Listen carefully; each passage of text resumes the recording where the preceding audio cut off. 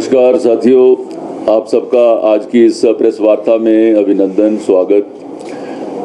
आज 11 फरवरी को हम लोग हमारे पार्टी के संस्थापक सदस्य पंडित दीनदयाल उपाध्याय जी की पुण्यतिथि के रूप में आज इसको समर्पण दिवस के रूप में मनाते हैं।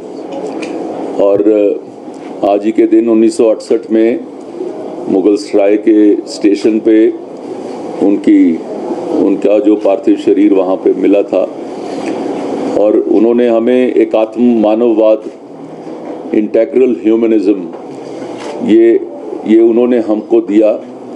अंत्योदय शब्द जो है वो उन्होंने हमको दिया और हमारी पार्टी, हमारा संगठन इस विषय को जो बूथ स्तर के कार्यकर्ता तक पहुंचाने का हमने प्रयास भी किया और हमारी जो सरकारें हैं वो इस चीज़ को ध्यान में रखते हुए वो कार्य भी करती हैं।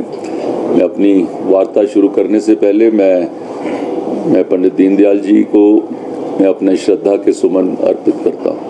आज की इस प्रेस वार्ता में हम लोग बजट 2026-27 जो केंद्र सरकार ने जो 1 फरवरी को पेश किया उसके बारे में मैं कुछ बिंदु आपके सामने रखना चाहता हूँ। एक मेरा मानना है कि ये एक रेवोल्यूशनरी बजट है। ये बजट एक दूरदर्शी बजट है। ये एक बजट आत्मनिर्भर भारत को बनाने वाला बजट है। ये भारत एक विकसित भारत 2047 का स्वप्न को पूरा करने वाला ये बजट है। ये बजट ने हर तरह की उस चीज़ को कवर किया है कि जिसके अंदर कोई भी श्रेणी का व्यक्ति हो, चाहे वो युवा है, चाहे महिला है, चाहे किसान है, चाहे वो कोई उद्यमी है, चाहे वो किसी भी प्रकार का व्यवसाय करने वाला है, किसी की भी प्रकार का रोजगार करने वाला है, हर उस व्यक्ति को वो किसी ना किसी ढंग से ये बजट जो है उसको कवर करता है। इस बजट के प्रावधानों की तरफ जाने से पहले मैं आपको जो हमारा इकोनॉमिक सर्वे आया, जो बजट पेश होने से 2 दिन पहले आया, हमारे देश की व्यवस्था 10-11 साल पहले क्या थी और ये 11 साल में जो व्यवस्था परिवर्तन में किस तरह से वो अग्रणी देशों के अंदर पहुंचा, मैं आपको उसके बारे में कुछ जानकारियां साझी करना चाहता हूं। हमारा देश जो 11वीं अर्थव्यवस्था था, जो जीडीपी जो जिसको माना जाता है कि जिसको चेक करते हैं एक फिगर के हिसाब से, तो वो ग्रॉस डोमेस्टिक प्रोडक्ट जिसको जीडीपी बोलते हैं, उसकी धारणा से चेक करते हैं कि कौन सा देश कहाँ बढ़ रहा है। हमारे विपक्ष के लोग कई बार इस चीज़ की बात करते हैं कि जो हमारा ये नहीं हुआ है, वो नहीं हुआ है। मैं सारी बातें आपके सामने तथ्यों के आधार पर या इंटरनेशनल एजेंसीज ने जहां पर जो फिगर दी है, जिसके माध्यम से सब मानते हैं कि हमारा देश अग्रणी देशों में पहुंचा है, मैं कुछ वो फिगर्स आपके सामने कोट कर रहा हूं। 11वें नंबर से हमारी अर्थव्यवस्था जो हमारी जो 2 ट्रिलियन डॉलर की अर्थव्यवस्था थी, आज वो 4.3 ट्रिलियन डॉलर पे पहुंची। ये फिगर कोटेड फिगर है। इसके बारे में क्यों नहीं दूसरे लोग चर्चा करते, इसके बारे में वो क्यों नहीं बात करते। आज जब हम ये सामने रखते हैं कि 2014 में जो बैंकों का जो एनपीए था, वो 14-15 में ये एनपीए 11% का एनपीए था। आज वो एनपीए हमारा जो 2% से नीचे और नेट एनपीए 1% से नीचे आ गया है। ये पब्लिश्ड फिगर है। हमारी बैंकिंग प्रणाली सुदृढ़ हुई है, हमारे बैंक मजबूत हुए हैं, हमारे बैंकों ने आम जन को सेवा भी दी है। जो पहले 10,000 रुपए का मिनिमम बैलेंस मांगते थे बैंक वाले खाता खोलने के लिए, आज वो सब लोग जीरो बैलेंस के ऊपर बैंक में खाता खोलने के लिए तैयार हैं। जो 10 करोड़ के बैंक खाते थे, जो 70 साल देश की आज़ादी के जो बीतने के बाद आज वो 60 करोड़ उसके अंदर खाते ऐड हुए हैं। ये फिगर पब्लिश्ड डाटा है। आज जब यूपीआई और डिजिटल भुगतान जो दुनिया का 49% भुगतान अगर हमारा देश करता है, तो इसका मतलब ये डिजिटल ये जो फिगर है ये पब्लिश्ड फिगर है। ये इसके बारे में क्यों नहीं कांग्रेस के नेता इसके बारे में क्यों नहीं बोलते कि देश हमारा आगे बढ़ रहा है। जब हमारे घर की गृहिणी सब्जी लेने के वक्त भी जो छोटा जो पेमेंट करनी है तो वो भी क्यूआर कोड से सब्जी वाले को पेमेंट करती है, तो ये अंत्योदय है। जो लाइन में अंतिम व्यक्ति बैठा हुआ है ये उसका उदय है। ये दिखाता है कि हमारा वो व्यक्ति भी आज आगे बढ़ रहा है। कोई सब्जी वाला ही नहीं, यहाँ तक के जो आप देखेंगे कि बाजार में कोई रेडी पर भी कोई सामान बेच रहा है, कोई जमीन पर बैठकर भी बेच रहा है, आज वो भी एक क्यूआर कोड और यूपीआई के साथ वो जुड़ा हुआ व्यक्ति है और डायरेक्टली वो अपने बिजनेस को आगे बढ़ा रहा है।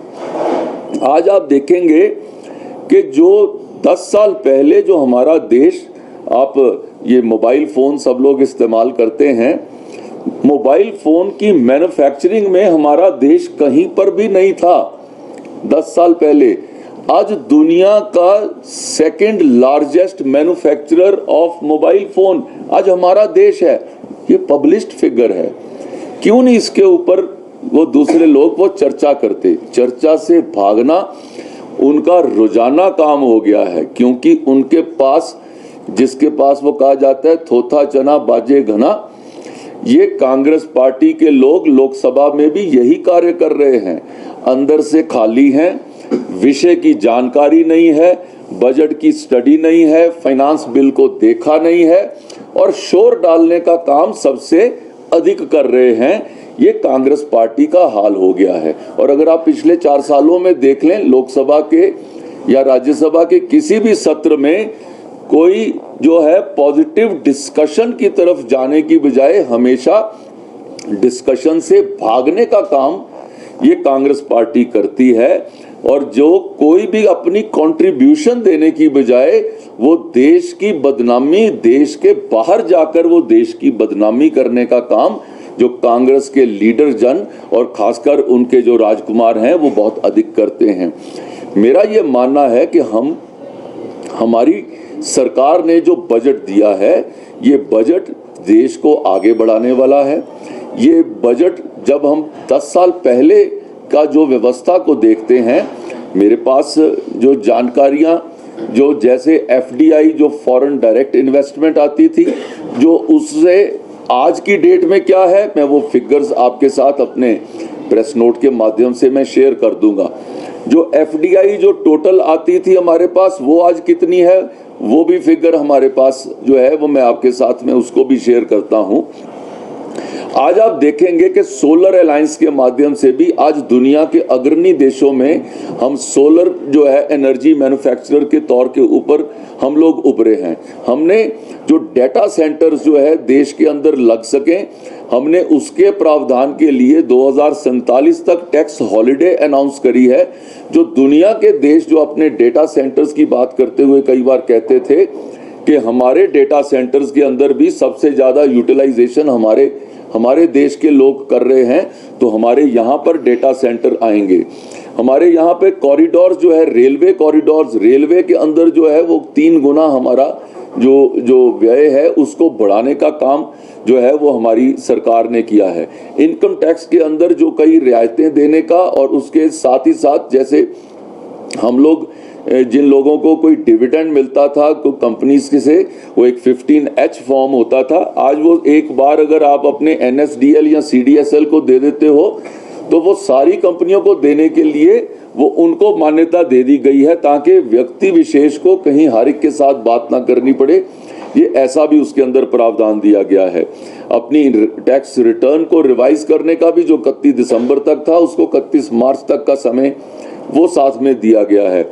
हमारे इस प्रोविजंस के माध्यम से जो बजटरी प्रोविजंस हैं वो हमारा रेलवे हुआ, हमारा इंफ्रास्ट्रक्चर हुआ, हमारा रोड्स हुआ, हमारी जो पोर्ट्स हुए, हमारे एयरपोर्ट्स हुए, क्योंकि हमारा देश जो ये मानता है कि हमारे देश में आज तक इंफ्रास्ट्रक्चर नहीं था तो लोग जो है वो पीछे, लोग हमारे उद्यमी हैं, लोग हमारे क्रिएटिव हैं, लोग हमारे आगे बढ़ सकते हैं, लेकिन इंफ्रास्ट्रक्चर में आज हमारा देश का नाम दुनिया के बड़े डेवलप्ड देशों में लिया जाता है। जहां पर हमारे को बात पहले आती थी कि जो वर्ल्ड रिकॉर्ड के अंदर आता था कि ये इंडियन व्यक्ति का नाम इसलिए मशहूर है उसकी मूंछ सबसे लंबी है या उसके नेल्स सबसे बड़े हैं, ये नाखूनों के ऊपर वो आता था। आज हमारा देश इसलिए माना जाता है, दुनिया का सबसे बड़ा स्टेडियम हमारे देश में है, दुनिया की सबसे ऊंची जो एक स्टैचू है वो सरदार पटेल जी का वो आज हमारे देश में है। जो अटल टनल जो है, the longest tunnel in the world, आज वो आपके राज्य में है। जो चिनाब के ऊपर जो रेलवे ब्रिज है, दुनिया का सबसे ऊंचाई का ब्रिज, वो आज हमारे देश में है। आज दुनिया के बाहर के लोग यहाँ पर आते हैं तो वो लोग सिर्फ कोई कुतुब मीनार या ताजमहल देखने के लिए नहीं, वो आज राम मंदिर भी देखने के लिए वहाँ पर जब जाते हैं तो उनको लगता है कि हमारा देश जो है किस तरीके से उभर रहा है। आज हमारे देश ने इस तरीके से तरक्की करी है कि एक दुनिया में हम विश्व गुरु की तरफ हम लोग आगे बढ़ रहे हैं। हम चौथी सबसे बड़ी अर्थव्यवस्था बन गए हैं। आने वाले 2 सालों में हम तीसरे नंबर पर भी पहुंचने वाले हैं। ये सारा का सारा जो बजट, ये जो पिछले 10 सालों के बजट, ये गर्ज और उसकी डिटेल्स मैं आपके सामने मैं उसको शेयर कर दूंगा। लेकिन आप सबसे मेरा यही निवेदन है कि अगर आप फिगर्स को देखकर जब आप कंपैरिजन करते हैं तो दूसरे व्यक्ति से आप उसका सवाल पूछ सकते हैं। जब आप सिर्फ एक स्टेटमेंट देते हैं, स्टेटमेंट के बारे में, वो स्टेटमेंट का जवाब स्टेटमेंट से देते हैं।